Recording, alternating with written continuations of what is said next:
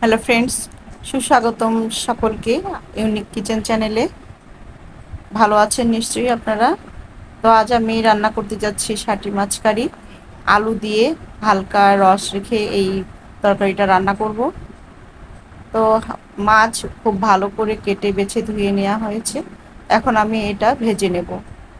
খুব খুব বেশি ভাজা নয়, তরকারির জন্য আমরা যেভাবে একটু ভেজে নেই, হালকাও নয়, মানে মাঝারি ভাজা আর কি। এভাবে ভেজে নেব। শাটি মাছ সাধারণত আমরা ভর্তা খেতে বেশি পছন্দ করি। তো আজ আমি তরকারি রান্না করছি একটু আপনাদের সঙ্গে শেয়ার করার জন্য। মাছ ভাজা হয়ে গেছে, আমি নামিয়ে নিচ্ছি।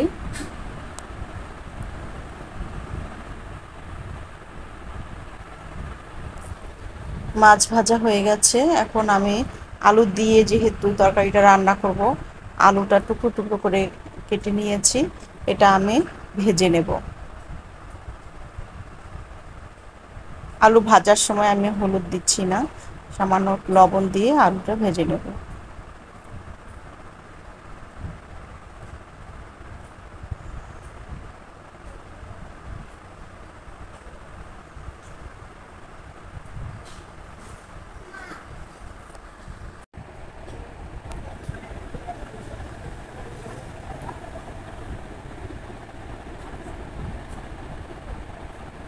আলু ভাজা হয়ে গেছে, এখন আমি কড়াইয়ে তেল দিয়েছি। সরিষার তেলে রান্না করছি আমি। পেঁয়াজ তেজপাতা দিলাম। পেঁয়াজটা হালকা ব্রাউন করে ভেজে নেব। খুব বেশি ভাজা হবে না, হালকা ভেজে নিচ্ছি।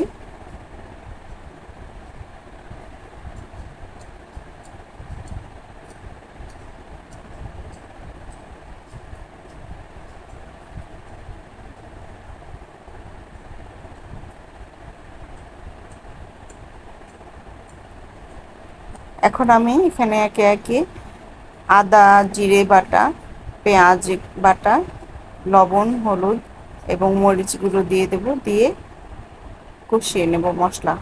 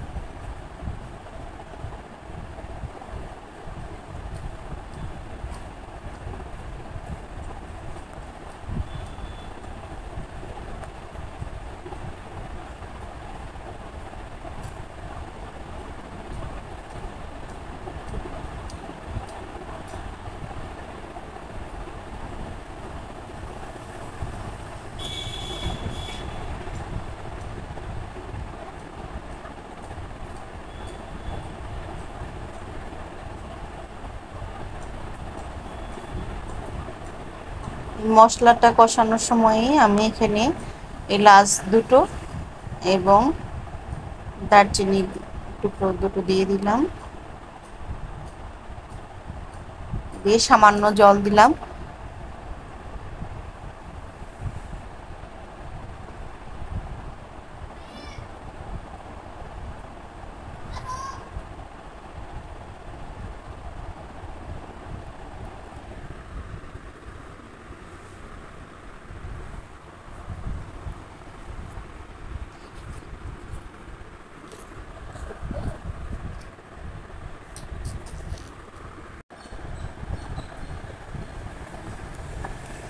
এই কষানো মশলার সঙ্গে আমি ভেজে রাখা আলুটা দিয়ে দিলাম এবং আলু দিয়ে মশলাটা আর একটু কষিয়ে নেব।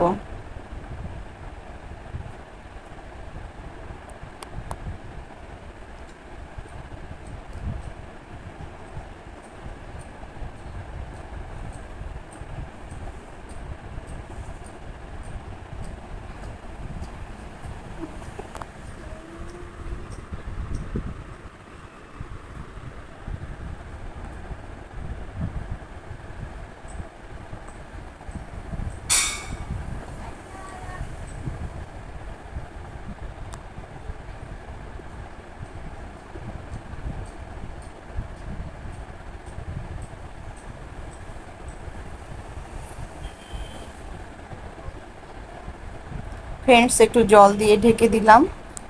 আলু এবং মশলা দুটোই একটু সেদ্ধ হবে।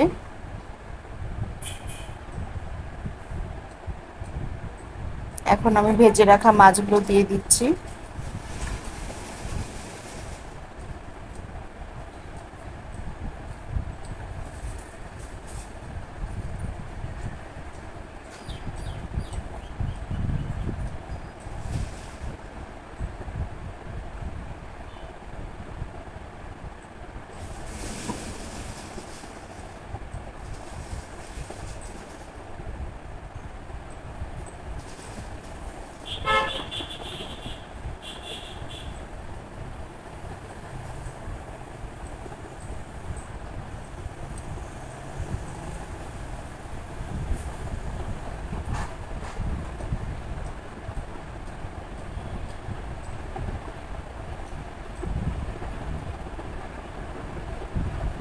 সামান্য জল দিলাম, যেহেতু বেশি ঝোল করব না আমি, হালকা হালকা রস রস থাকবে, তাই সামান্য জল দিলাম।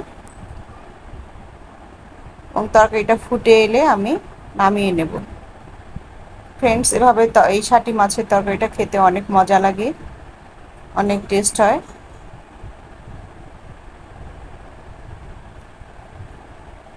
তো হয়ে গেছে তরকারি, আমি এখন নামিয়ে নিচ্ছি। তরকারি দেখতে এবং স্বাদে অনেক ভালো হয়েছে। আপনারা এভাবে রান্না করে খেয়ে দেখতে পারেন। তো ফ্রেন্ডস, আজ এ পর্যন্তই। আগামী ভিডিওতে দেখা হবে নতুন কোনো রেসিপি নিয়ে। সে পর্যন্ত আপনারা ভালো থাকবেন, সুস্থ থাকবেন।